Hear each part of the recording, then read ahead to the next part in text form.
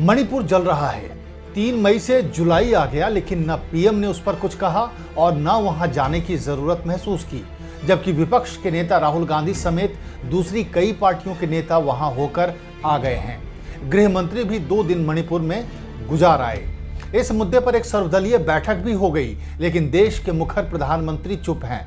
लेकिन शायद पीएम अब कुछ बोल दें, क्योंकि उनके मित्र देश के राजदूत ने मणिपुर में मदद करने की इच्छा जाहिर कर दी है। नमस्कार, मैं हूं राकेश और आप देख रहे हैं पॉइंट ऑफ व्यू।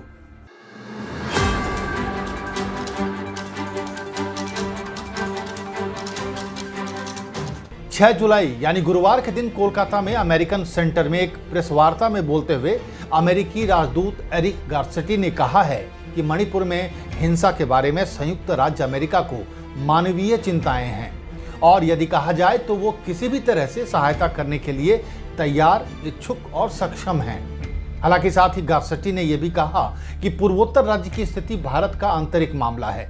राजदूत गार्सेटी ने उम्मीद जताई कि मणिपुर में शांति लौटेगी और वहां अधिक प्रगति और निवेश का मार्ग प्रशस्त होगा।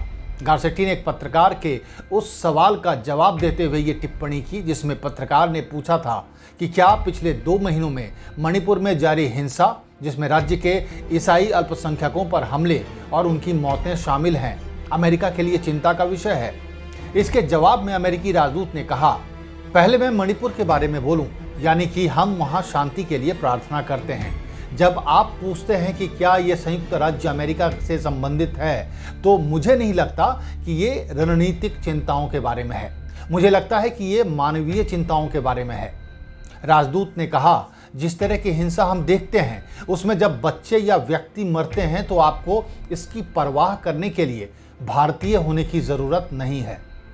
उन्होंने आगे कहा, अगर कहा जाए तो हम किसी भी तरह से सहायता करने के लिए तैयार, इच्छुक और सक्षम हैं, लेकिन हम जानते हैं कि ये एक भारतीय मामला है।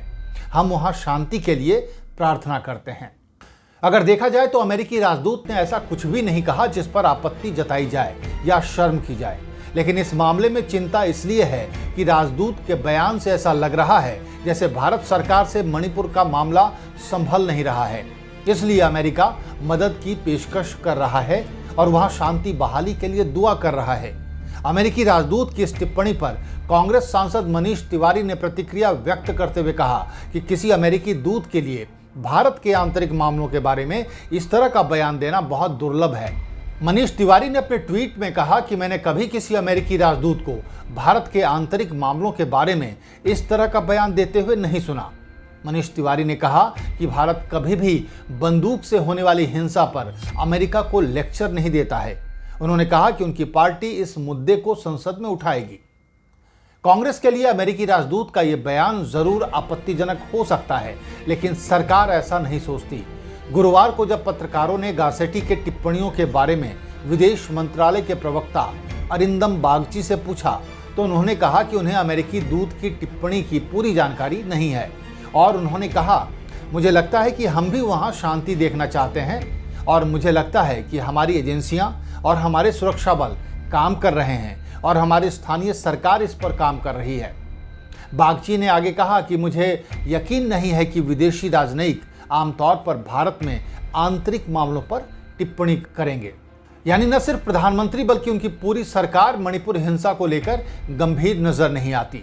मणिपुर को लेकर जब प्रधानमंत्री के अमेरिका दौरे के दौरान व्हाइट हाउस के पास प्रदर्शन हुआ, तब भी सरकार ने उसे नजरअंदाज ही कर दिया।